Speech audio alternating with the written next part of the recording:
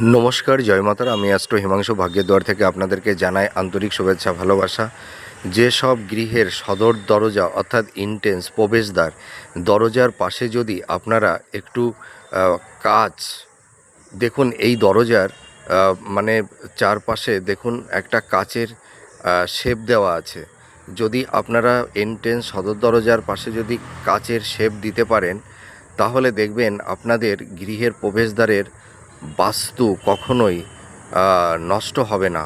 ঘরের বাস্তু সর্বদাই ভালো থাকবে। তার মানে নেগেটিভ এনার্জিগুলো এই দরজার কাছে রিফ্লেকশান হয়ে সেই নেগেটিভ এনার্জিগুলো বাইরে বেরিয়ে আসবে, অর্থাৎ গৃহের ভেতরে প্রবেশ করতে পারবে না। আপনারা এই ধরনের শেপের দরজা করুন এবং দরজার পাশে একটু কাঁচ লাগিয়ে দেওয়ার চেষ্টা করুন। দেখবেন আপনাদের গৃহের বাস্তু কখনোই মানে দোষ হবে না, মানে গৃহের বাস্তু সর্বদাই ভালো থাকবে। নমস্কার।